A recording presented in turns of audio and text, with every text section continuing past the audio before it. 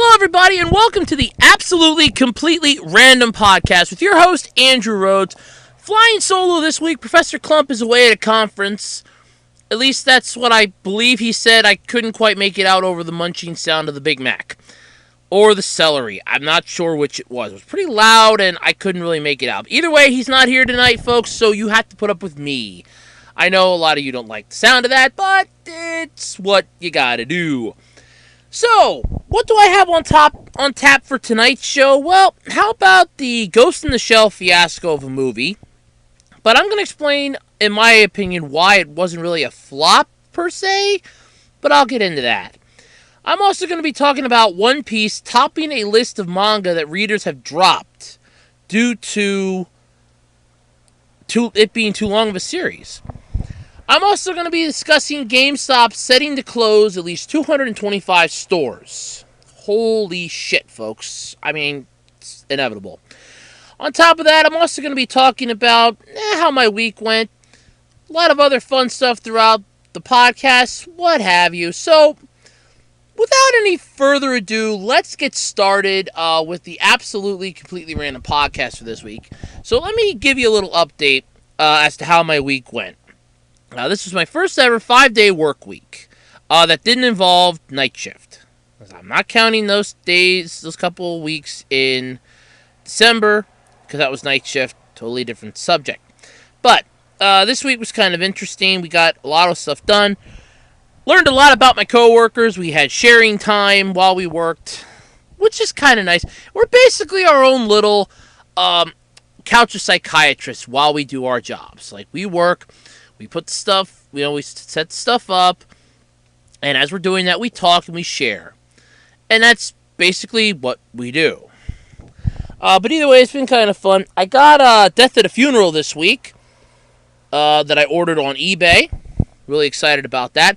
I'm extremely excited about a sweet deal I scored on a router, as I've been looking to replace the one that we have here at home.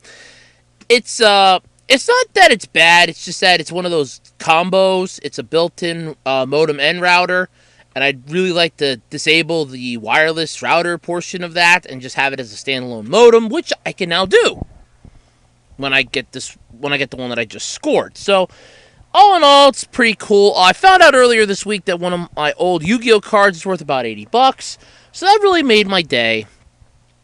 But all in all, I kind of had a nice, dull week.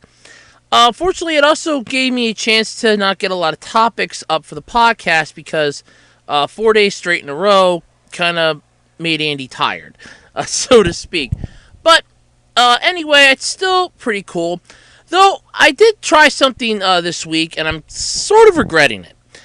Earlier this week, I put a poll up on Twitter asking everybody there that follows me how many people actually listen to the Absolutely Completely Random Podcast. And I got a grand total of 1 vote, and the 1 vote was for I've never heard of it. So that kind of makes me feel good inside, because then it's kind of like, so I'm basically doing this every Saturday just to hear myself talk, I guess.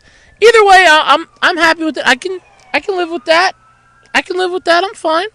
I mean, it'll pick up. I mean, I don't want to get too big too fast. It'd be nice, pick up a couple views every now and then. I guess I just have to come up with some better topics, I guess. No, I'm working on it. Believe me, I am. I'm working on it as best I can. But anyway, that's a recap of my week. Next week's going to be fun because I got to start work at 4 in the morning, but I only have to work till 9, so still not exactly too bad. And it's just going to be a very fun, dull week. So, there's that. Easter's coming up, too, by the way, next Sunday, for those of you who celebrate it. And I do mean for those that celebrate it, because there are people that don't celebrate it, and I don't want to step on anybody's toes. But, there's that. So, there's something to look forward to. You can get some Peeps, some jelly beans. Unless you like the Starburst ones, you can get those all year round now, which I really enjoy. And, yeah, it's pretty much that. So, let's get into the podcast tonight. Let's just start it off with the elephant in the room. The Ghost in the Shell movie. Now, we knew that Beauty and the Beast was never going to hold the top spot after its second week because too much other stuff was coming out. It was the only reason that it got first place for a second week was because it, like the Power Rangers movie, it had nothing that could go up against it. It really didn't. The Power Rangers movie was a horrible mistake of a travesty. I don't care what the people say. It got second place its first weekend. No, it got second place its first weekend because there was literally nothing else to go up against it. But this time around, this past week, The Boss Baby came out, Ghost in the Shell came out, hundreds upon hundreds of other movies came out. So it's just that everything just kind of got shoved around and pushed around. So here's the top 10 list from the weekend, from last weekend's box office, courtesy of Box Office Mojo. Again, The Boss Baby came in first with $49 million, just barely beating out Beauty and the Beast with $47.5 million. Ghost in the Shell nailed third place with $19 million. The Power Rangers movie slid all the way down to fourth place with a miserable $14.5 million. Kong, Skull Island, brought in $8.8 million. Logan brought in $6.2 million. Get Out brought in $5.8 million. Life brought in $5.6 million. Chips brought in $4.1 million. And The Zookeeper's Wife rounds out the top 10 at $3.3 million. So, now why is it that the Ghost in the Shell movie, its debut weekend, comes in third? First off, it's in the top 3. I want to stress that before I go any further. If this were a literal horse race, the first 3 spots are either win, place, or show. It got third place. You can't argue with a movie that gets third place. I mean, seriously, it's opening weekend. It got third place. It was going up against a heavy hitter that's been out for 3 weeks. And a movie that has gotten so much attention, so many ads, it was no-brainer it was going to get first spot. And the people are complaining, well, it's a flop, because it only got $19 million. It's a flop. Overseas sales might be the only way it can even recoup its budget, if it's that. If that. And it's like, no. There are ways that it can recoup. You have to remember, though, you picked the studio and the producers and all those people didn't really have much of a say as to when it was going to come out. I think the studio might have had about the biggest say in it, but it's like, this is the weekend we want to put it out. They don't think ahead in terms of, oh, I want to have the movie come out when I know that the hype from this movie's died down, the hype from this movie's died down, and not put it up against a movie that every other YouTube ad was basically a trailer for the movie. And that's The Boss Baby. Almost every other YouTube ad I was seeing was a trailer for The Boss Baby. I mean, the actual trailer alone, I believe, got over 1 million views, at least. So you knew that movie was going to go gangbusters its opening weekend. It snagging first place was inevitable. Beauty and the Beast was going to slide down. That's another thing that was inevitable because nobody was going to go see it for a third week. Okay, it's the same story as the cartoon. It's just real-life people and not animated. Okay, fine. I've seen it twice. The magic's done. The Power Rangers movie, I said last week, was going to get knocked on its ass this week, and by God, I was right. People have finally seen the light. Okay, it's not that good of a movie. No, but when it first came out, the problem is that there was nothing else to see. It's either go see that or the same stuff that's been in theaters for 1 or 2 weeks. Or even more. I mean, even Chips did miserable its first week, and then it just kept sliding down this week. So, even the sci-fi thriller movie Life did piss poor. So, and these people are constantly going, well, it's, it's a horrible movie. No, it's not that it's a horrible movie. It's that there was just so much other stuff that was going up against, there was no way it was going to get first place. But here's what the article had to say, though. Paramount's live-action adaptation has a long way to go for reaching levels of profitability. It's going to have to rely on international success if it hopes to recoup its $110 million production budget.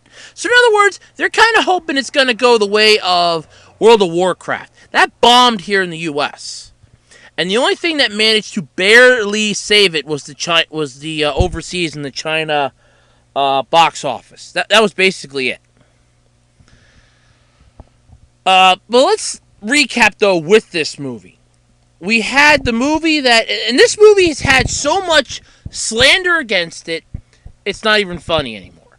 You had so many people bitching and complaining about Scarlett Johansson playing Major Katsuragi in this because they're going Hollywood's whitewashing it because the lead isn't Asian. Oh, but yet in the original Power Rangers, and I really don't want to say it this way. I really don't want to say it this way, but if you want to go down this avenue, okay, so the original Power Rangers series, where you have an African American guy playing the Black Ranger, and you have an Asian chick playing the Yellow Ranger. Oh, sure, that's not stereotyping. No, that's typecasting. But yet you have an A-list actress, and I mean, we're talking A-list here. I mean, okay, she's not going to bring in the money like, let's say, oh God, what the hell? Hugh Jackman. That's it. I had to think for a minute. She's not going to bring in the money like Hugh Jackman. Well, let's face it. Any movie Hugh Jackman's in, straight up gangbuster first weekend. Logan might be the only cutoff because it came out at a weird time. And they knew it's going to be his swan song as Wolverine. So, yeah. I don't even know how... Wait, hold on. Let me pull up quick, see how much it actually did first weekend. Let's go. Okay. Okay, how much did Logan do its first weekend?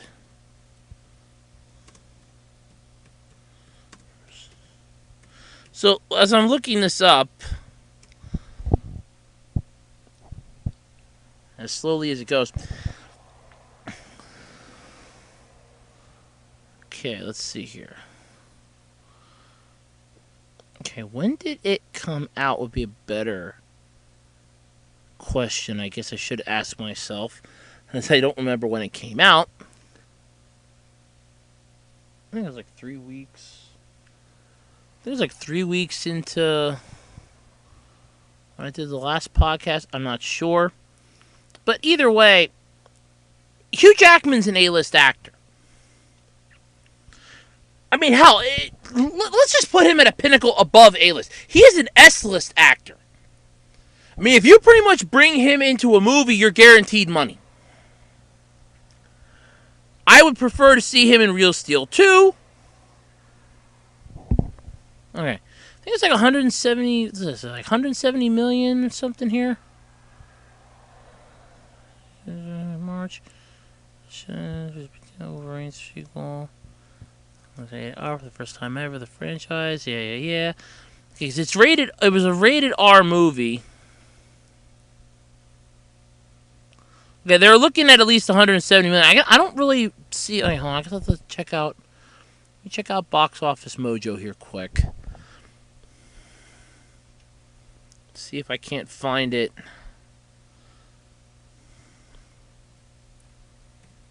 See if I can't find it there. But yeah, I mean, Scarlett Johansson though, she's no she's no straight up S-list actress. I apologize profusely to Scarlett Johansson fans out there, but let's face it, it's true. She plays Scarlet Witch in the Avengers movie. Or sorry, Black Widow. Long day, folks. Come on, I can get a little slack here. She plays Black Widow in the Avengers movies. She played Natasha Romanoff in the second Iron Man movie. I don't even remember if she was in the third one or not. Okay, here we go. As it was released on Logan was released on March 3rd. As of yesterday, April 7th, it pulled in a grand total estimate, of $215,122,408. Its production budget is $97 million. So it went gangbusters. Okay? I mean, it went gangbusters, folks. Come on. There's no way to argue that. It went gangbusters. But I'm trying to figure out where it's... See if I can't pull up. I just want to know how much you made. Okay. Opening weekend. Okay, it was ranked number 1. It's opening weekend. Okay. Its opening weekend, it was ranked number 1, brought in 88,411,916. So just a little shy of its production, but that's for the first weekend. So that's not too bad, actually. But getting back to the subject at hand here, with the whole Ghost in the Shell thing, you had a tremendous amount of bullshit that was associated with this, with Hollywood whitewashing it. That didn't help things. The fact that it was in production for like a year, I think, as I know as I have 2 articles of it. Yeah, after years of anticipation, so at least a couple years, it had a fair bit of controversy. Yeah, Hollywood whitewashing. There were so many people bitching and complaining about it, saying that it basically is ruining it, that it's horrible. What pisses me off is that nobody seems to realize that you're taking something that was an animated series, was an anime series, and you are trying to make it live action. You're taking about a good 30 to 70% of what made it good, being a fantasy, and changing it into a sci-fi flick. And sci-fi flicks, if you really think about it, just don't do much. But they're comparing this, though, saying that this movie took in less than Scarlett Johansson's Lucy movie, which I actually have not seen. I haven't even seen the Cliff Notes version that CinemaSins did. So that tells you something. It cost $110 million, like I said, to make this. It made an additional $40 million this weekend in markets like Russia and South Korea. The film, or I should say, this would probably be last weekend. This article was published on the 2nd, on Sunday, so this has been last weekend. So, still, they're just complaining in general because the whole thing was a flop as far as they're concerned. It says here the site. Let's see here. Box Office Mojo compared the site results to Scarlett Johansson's last action film, Lucy. Technically, I think her last action film would have been Age of Ultron, because I think Age of Ultron came out after Lucy. In fact, I'm fairly damn well sure of it. Very sure of it, actually. But anyway, Lucy earned $43.8 million in its first weekend, despite an R rating, as opposed to Ghost in the Shell's PG-13 rating and a lack of franchise name recognition. Ghost in the Shell isn't really that well known of an anime series. Sure, people will go, we've heard of it, but that's only because they know it from the controversy, or because it's on Toonami, or because it's usually one of the hundreds of anime series that Crunchyroll or Crackle usually has up for you to watch for free. That's all it really is. And the fact that these people are they're ripping this movie to shreds. They have to realize it went up against some heavy hitters to begin with. Now, it beat out the Power Rangers, for God's sake. I'd be happy with that, for starters. That movie was a week old when this came out. Be happy it beat that. But it didn't beat Beauty and the Beast. It didn't beat The Boss Baby. It didn't bring in first place. Oh, go kiss off. Just because it didn't bring in gangbusters at the box office doesn't mean it's a bad movie.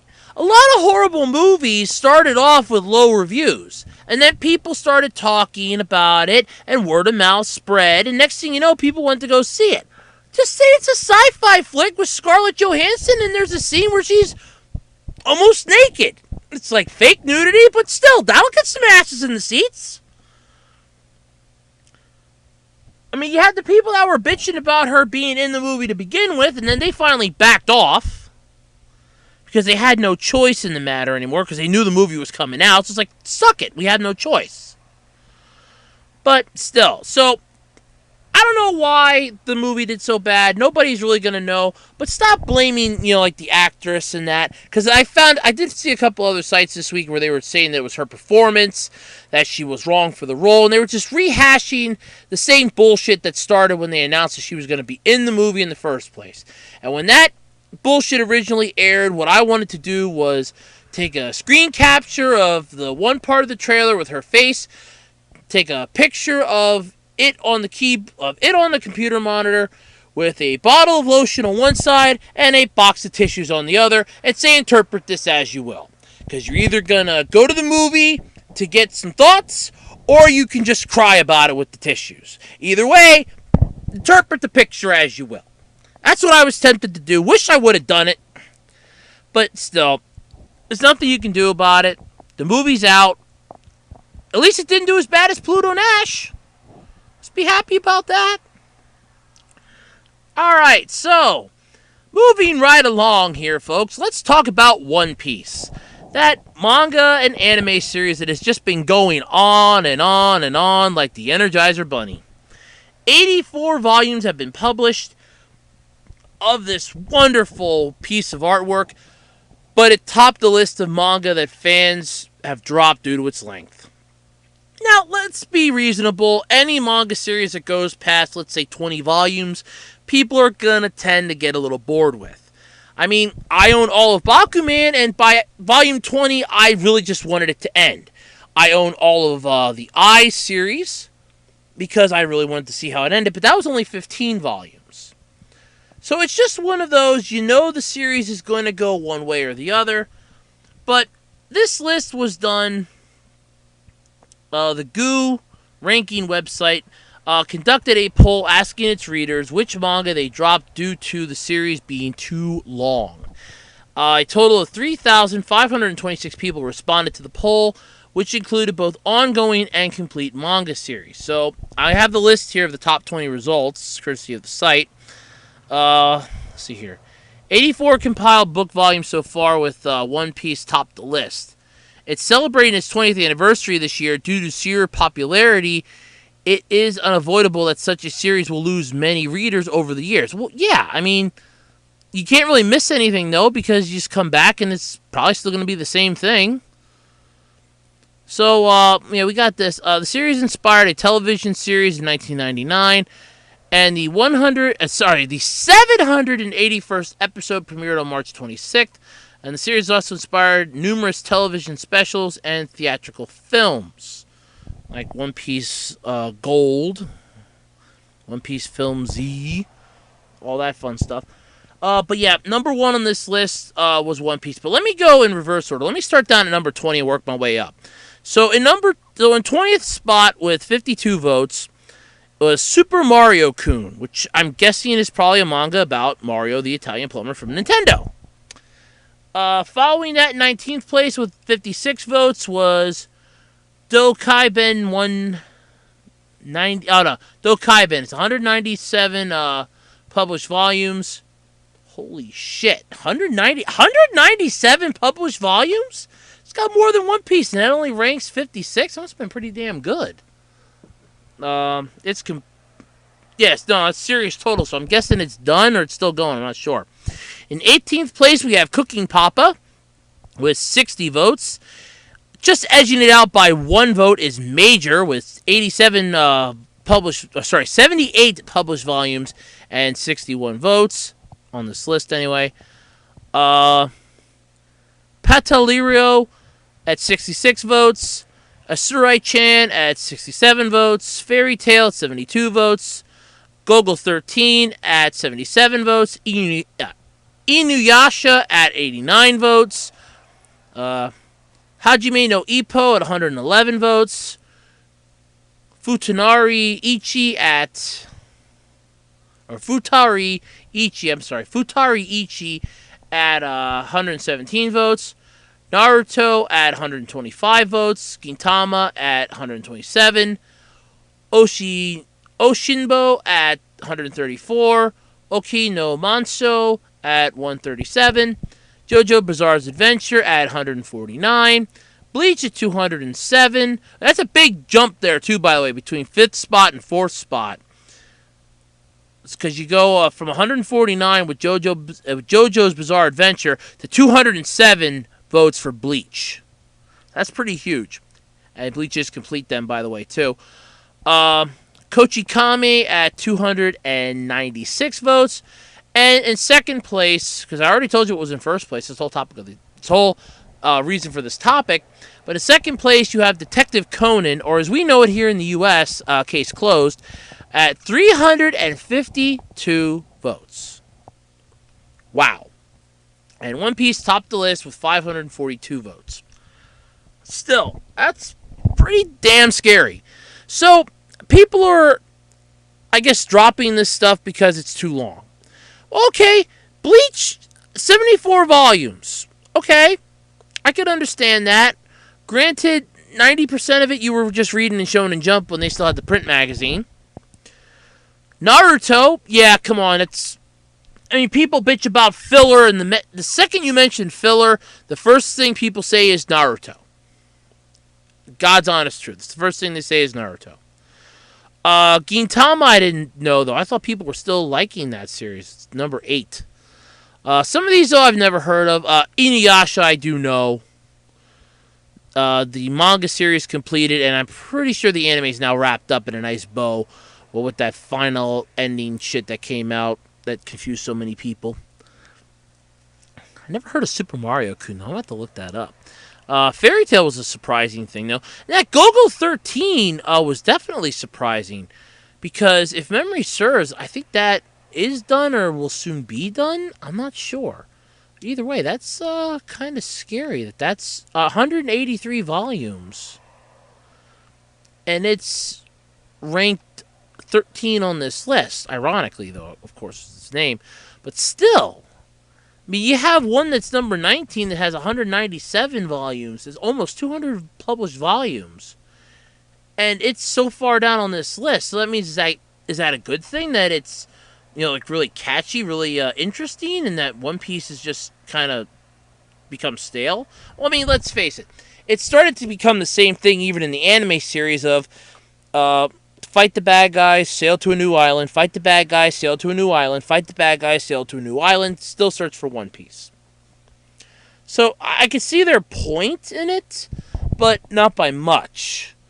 I mean, that's the way of every good manga series eventually is going to start to repeat itself. It's just the way it'll repeat itself, it's probably what's losing people. And I didn't know there were 91 published volumes of Detective Conan. That's kind of interesting. I liked Case Closed. I wish Funimation would have actually finished it. They stopped at the Disappearing Weather Girl, which was a season 5 episode, and they called that the series finale.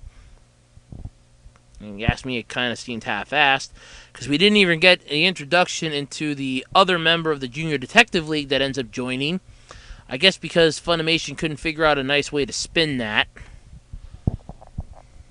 But then she's in 2 of the movies. She's in 3 of the movies. 3 of the movies. She was in the the one with when they were at the building with the car because she was going to try to sacrifice herself, and Conan saved her. Or either Conan or Mitch saved her ass at the last minute. Then you had The Phantom of Baker Street, which is one of my favorite Case Closed movies, by the way, and I own it. It is one of my favorites. God, I can't think what that movie was called. I think it was the 5th one. I think I own 3 of the Case Closed movies that were dubbed. I got the 13th Target, the Time Bomb Skyscraper, and the Phantom of Baker Street. Those are the only 3 I own. So I'm not sure what the name of it is off the top of my head. I'd have to look it up. But still, though, One Piece being a dull manga. It's one of the last shonen mangas. It's one of the last original shonen mangas out there. If you really think about it. I mean, it's 20 years old. Hell, it's a year away from being able to drink. It's as old as Toonami is. I mean, the series is good. You just have to realize that, yeah, it's going to get stale. But still. But last July, the author Oda Ichiro Ichiro Oda said that the series is only about 65% complete. That he has finished, this was last July, by the way, that he has finished about 65% of the manga. 65%. So that means there's still 35% left to go. And if fans are going to get this uppity about it being, oh, well, we're dropping it, it's too damn long, then that's kind of weeping now for this generation. That means they really have short attention spans. Yeah, it's going to be long. Like I said, it's a series. It's not going to be something you can wrap up in 20 volumes or less. Come on, guys. Hell, Dragon Ball Z lasted 26 volumes. Naruto went on for... Wait, hold on. I can actually pull that up. Because I know Naruto tagged in Shippuden with that. Okay, Naruto was 72 volumes. Come on, guys. You can't have something go for like 20 volumes and expect it to be completely wrapped up that's this intense. I mean, they opened up the gates of so many things with this. And yes, the anime series has fillers, which is kind of making me wonder, were the people that voted for this actually voting on the manga series, or were they thinking of the anime series? That's what's scaring me right now. Because, yeah, the anime series has gone on for a while because they throw in some filler episodes. And I know people hate filler episodes, but let's think about it for a minute. You need to have filler episodes for a reason. And the reason you need to have filler episodes is because the manga series ends before the anime does. And if they run out of stuff that they're pulling from the manga, which isn't done yet, then they have to put in some filler episodes to give the manga time to pad itself. That's why we didn't get Boruto for a while. Because they were waiting for the manga series to get a little further ahead so they could draw some inspiration, so they could have topics and, arcs to go through. And people just don't ever seem to understand that because they get pissed off. Well, I want to see how this ends. But they're giving me a freaking filler arc. Yeah, I know Bleach did the same thing, but at least Bleach kind of made them intertwined. Okay, yeah, sure. Sticking a couple right smack dab, literally in the middle of an arc was a bad idea. In all honesty, I'll give you that. What they should have did is they should have fixed it up sort of like what Dragon Ball Super's doing. Where they have like one arc, and then they have like 2 or 3 episodes of filler, and then they go to the next arc. If they would have did it like that, it probably wouldn't have been so bad. And that's, like I said, that's what's making me wonder. Some of these on here are actually anime series. So I'm kind of wondering, were they going with the anime series thoughts and not the manga thoughts? And that scares me to think that. But it probably is true. But either way, One Piece is here to stay. Come on, guys. We know it's not going anywhere. Yeah, I put down a manga series because it was too long, but then again, the longest one I own is Bakuman at 20 volumes. I mean, we're talking dubbed and translated into English because I own the 18th volume of Aiken, but it's in Japanese because damn media blasters don't want to put out the rest of it in English, so I had to buy the Japanese one and look at the pretty pictures and try to figure out how the story ends. And I still don't know. Still don't know. Alright. It's time to talk about GameStop. We all remember that Circle of Life program. We all remember all that crap that came about it. Well, that's done now, happily. But GameStop is set to close at least 150 stores, and then I know it got up to 225 because this was on the last Completely Unnecessary podcast, which I finally got done listening to, by the way. And I've been following this, I can safely say, and the article that I'm going from was from Fortune. It technically came out back in March, but there wasn't enough information for me to justify it and verify it before I would talk about it. So I wanted to wait a little bit, and then last week we kind of got away from me. So GameStop is going to close a lot of their stores. The Texas-based company said that hardware sales declined 29.1%, and new software sales fell by 19.3% for the fourth quarter. That was basically for, I believe they said it was like January, I think, like around the holidays. So they weren't too exactly thrilled with the entirety of how badly stuff was performing. Then again, when you pretty much tell them that you don't have a brand new game in stock because, oh no, you can buy the used one. I have a used one for $70. Oh, but the new one's only $30. Well, I'm sorry, I don't have the new one, but here I have the used one right here. Here you go. Just have to piss up an extra $40 and it's yours. I wonder why. Nobody wants to go to GameStop, especially when they found out. And I know that this got busted out. I think before the holidays even came out, if I remember right, about what they do behind the doors, like some of the back stuff and all that stuff that goes on. But GameStop said it expects to close 2 to 3% of its stores. However, it will be opening 65 new technology brand stores and 35 collectibles stores. Why? I mean, okay, granted, that's the direction you're pretty much headed. I'll give you that. I mean, you're literally headed in that direction anyway, so it's basically, yeah, I see that coming. But why? I mean, you're basically kissing away a whole buttload of stores, but you're going to open up about 100 new stores. Why?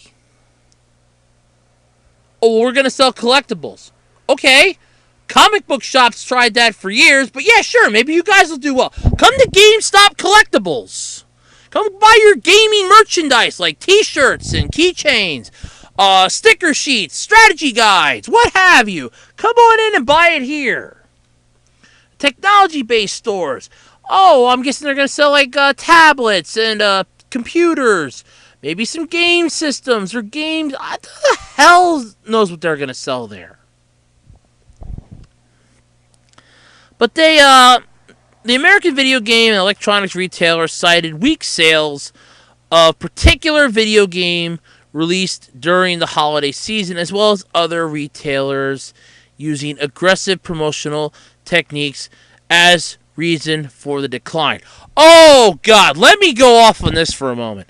When you guys created this circle of life, where you basically had the employees begging on their hands and knees for a person to buy a goddamn game so that their quota would be met. And you're saying that aggressive promotional techniques by other retail... Really? I wouldn't want to go into a GameStop where an employee is literally on his hands and knees. He or she is literally on their hands and knees begging me to buy a game. That's like going to a used car lot. Please, what would it take for you? What would it take for you to get into this Camry today? Please, do you want me to dance around half naked? I'll dance around half naked if you'll buy this Camry right now. Please, for the love of God, don't walk out. No, don't walk out. Oh, God, I'm going to lose my job tonight. The person walked out the door. That's basically what GameStop was doing with this. And then they're citing weak sales of particular video game. What video game had piss poor sales that you want to close 150 at least of your stores? I know for a fact it's up to 225 now, but how? How is a particular video game bombing the reason for you to close stores? That's you guys shifting the blame to, well, we got too big too fast. We're like Krispy Kreme. We got way too big too fast. Hands down. I can go to a off-brand game store that buys and sells used games and probably get better deals than GameStop. It's sad but true. And they're citing, that's what they're blaming according to the article. They're citing weak sales of particular video game released during the holiday season and aggressive promotional techniques used by other retailers. Bullshit. Let's check my BS meter. Let's just wheel out my BS meter here, which I had to fix again. Let's hit the BS meter. How far up does that strike you? Does that strike you, BS meter? Okay, the BS meter is rising. Slowly, I might add, for once. And it stopped at, oh, it lies somewhere between lying politicians and weather people. Wow! That's a big-ass BS meter right there. The needle literally landed between weather personnel and politicians. That's bullshit, definitely. Finishing up with the article, a spokesperson from GameStop told Fortune that the closure of the stores is part of an annual strategy to close up non-productive stores that was announced more than 3 years ago. This is something that will take place throughout 2017, their statement added. So, in other words, because the stores are doing badly, because they're doing badly, you want to knock them down, and this is the thing that you announced 3 years ago.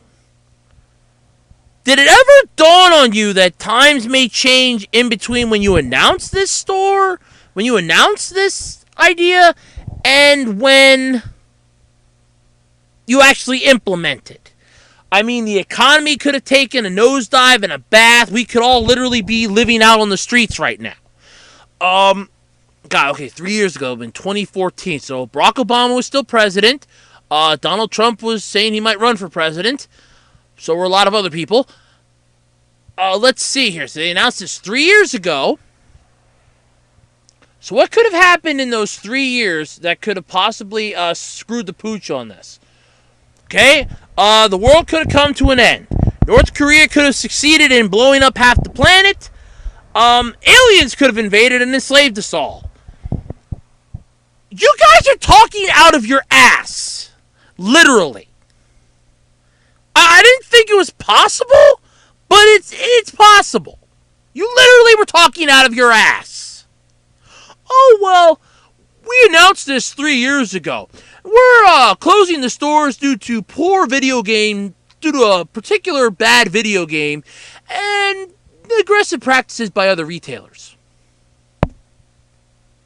Shifting the blame off of you. Oh yeah, we're going to blame a video game. We're going to blame other retailers. Yeah, we announced this 3 years ago too, by the way. If you guys announced this 3 years ago, how come none of us remember it? Better yet, if you guys are so mystic and savant that you understand how the future's going to hold, give me some winning Powerball numbers. I'll take some winning Powerball numbers. If you guys can see into the future and realize that we're going to close underperforming stores, but we don't see any foreseeable future where this is going to be a bad thing, where we're just going to close these because, we announced that we're just going to close stores that underperform because they're not going to do our Circle of Life program right, which we end up dumping then anyway. Because let's face it, that was a horrible program to begin with. You basically turned all GameStops into a goddamn used car lot. How? Tell me how. Because from where I'm sitting, you guys, every single person that came up with that BS basically was saying, oh, yeah, that's what we're just going to tell the press. What's the actual reason? We're idiots? Seriously. Oh, it sickens me. Alright, so let's get off that subject. Let's try random topic time. So, after last week's somewhat successful thing, thank you, Kemi, again for the, and I do hope I am pronouncing that right. I know you said I pronounced it right a couple second times. I'm hoping I still pronounce it right. Let's try random topic time. Now, what this is going to consist of is I'm going to randomly select one website and one news website that isn't political, because I'm not touching politics with a 10-foot pole, even if there's a hot supermodel on the other end. And let's try to figure out what to talk about. Just a neat little way to kind of eat up some of the time.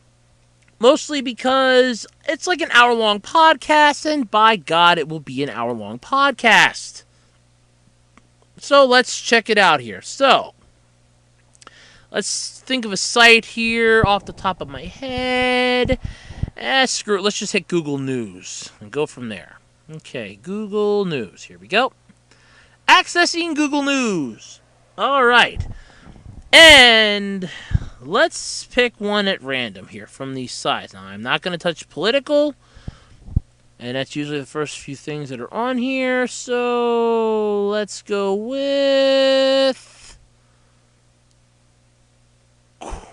entertainment. Okay, so the entertainment topic 1.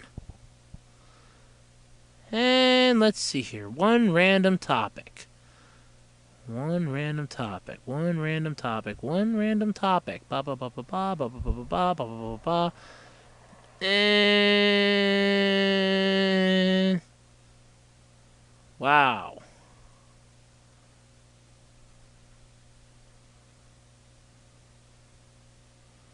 Well, there really isn't much in here to talk about, is there?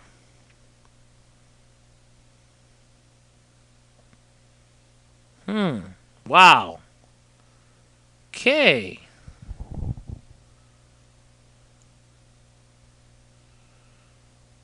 Now let's pick a different topic. Let's try technology. This is kind of sad. I was hoping to have something really cool happen. Well, I had one idea to do in this little time spot, but unfortunately, I couldn't do it. Oh, here we go. Okay. 12 hours ago from Business Insider, Uber isn't sure if it can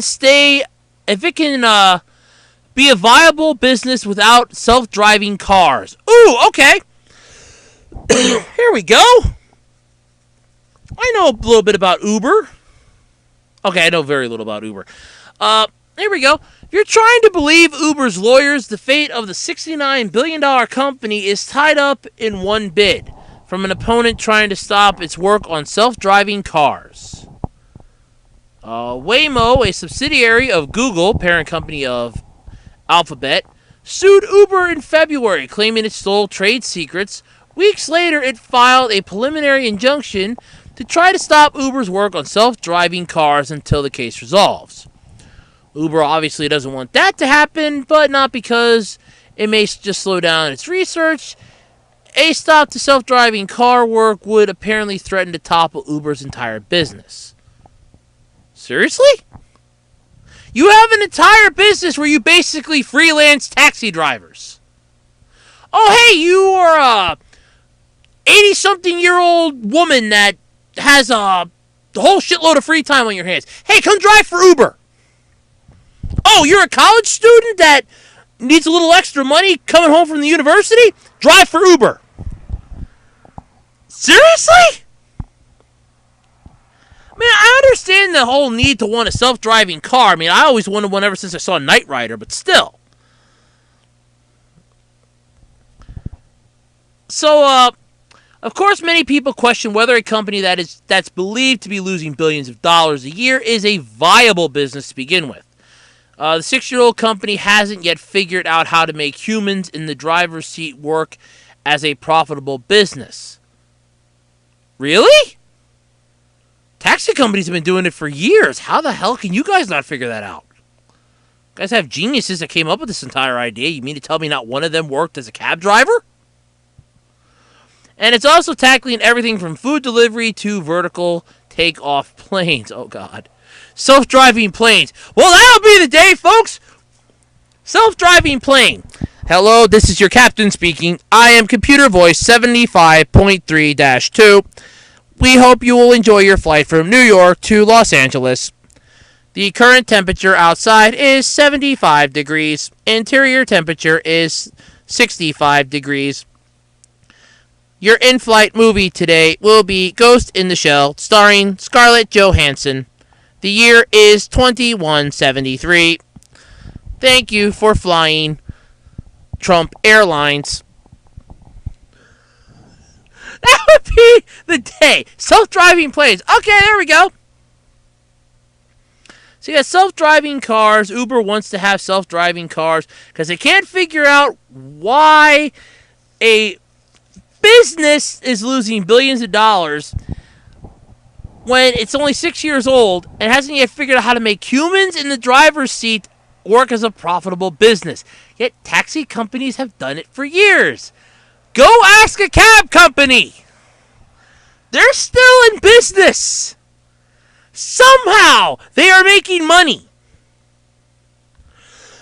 I think Uber's trying to get too big too fast, and they're starting to realize, oh shit, yeah, we really can't do that. Seriously? They don't know if they can remain a viable business without building self-driving cars. Yeah, let's just eliminate the humans in this entire aspect of things. Yeah, we're just going to eliminate the humans. No. No. I don't like that idea. I mean, don't get me wrong, I would love a self-driving car, because then I could sleep on my way to work. And then just have the car wake me up when I get there by blowing the horn or shocking the seat or something. You know, that would be nice. Blaring the music really loud, I don't care. That'd be cool. Ugh. Can't figure out how to make it a profitable business yet. You're replacing cabs.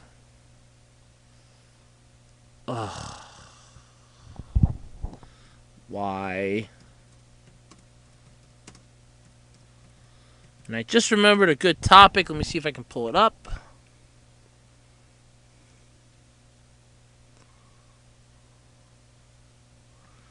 Here we go.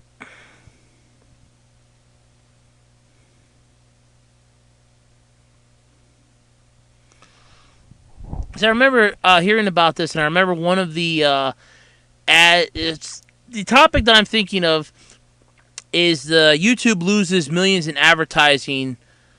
That a lot of people were yanking, a lot of companies that were yanking their ads for appearing in videos that were basically filled with hate speech towards that said company. AT&T and Verizon yanked their ads. Pharmaceutical company, GSK, Pepsi, Walmart, Johnson & Johnson, and the car rental firm Enterprise have all pulled advertising from Google's video sharing platform. A contagion spreading from Europe, where a number of high-profile advertisers pulled out of YouTube following an investigation by the Times. Major content, the cutoff is promoting extremist views or hate speech, and they were just cutting ties with that. I swore I saw Lyft was one of those, and it made me sad because I thought, I'm never going to get to see that Lyft cartoon again that they were using to pull out, but that's pretty cool. But here's one updated from 2 days ago. This is kind of interesting. This might actually affect me here a little bit since I post stuff on YouTube. Apparently, YouTube won't put ads on videos from channels with fewer than 10,000 views. Oh, great. That's scary. YouTube has come up with a new restriction on who can make advertising money off the online video platform. The company announced in a blog post that starting today, which will be the 6th, I might add, it will not serve ads on videos produced by channels with fewer than 10,000 total views. That means any new creator looking to be in the YouTube Partner Program will have to wait until they accrue 10,000 total views on YouTube on videos on their channel before they can start showing ads and collecting revenue. YouTube's Partner Program began when the site was in its infancy. Creators who join get to monetize their videos, work with YouTube more closely to make better content, and receive general advanced advice about creating online videos. YouTube Partner Program only opened up to all YouTube users a few years ago, which let anyone with a YouTube account start getting paid for ads almost immediately. But now with the avalanche of backlash YouTube and Google have received for ads appearing over hate speech infested videos, the company is placing stricter guidelines on who can make money from the Partner Program. So this kind of sucks here a little bit. Currently, anyone can still apply to be in the YouTube Partner Program, but YouTube does state in the blog post that it'll be adding a revenue process for new applicants in the coming weeks. It appears future applicants won't be accepted into the partner program until they surpass that 10,000 view milestone.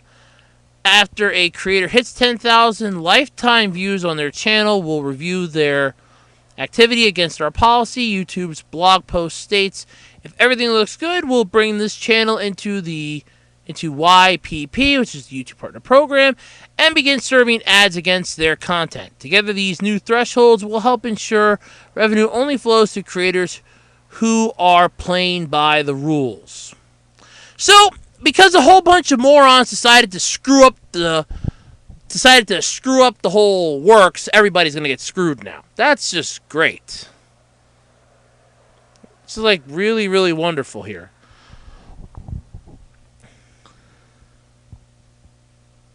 Okay, so here was an update then to this. A YouTube spokesperson told ARS, which is the site that I'm on, it's arstechnica.com, that the changes to the YouTube Partner Program announced today were put into motion back in November of last year with the goal, first and foremost, to protect creators. Yeah. This probably came about after so many creators were getting screwed over.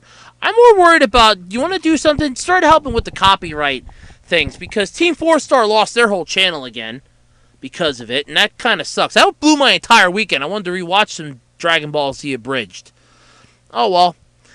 And speaking of how I'm going to spend the rest of my weekend, I think it's time to wrap up this edition of the Absolutely Completely Random podcast for this week. I got a Flea Market Madness video to watch that Pat Country just uploaded today. You can find that on Pat the NES Punk's YouTube channel if you like the Flea Market Madness videos. They're kind of fun.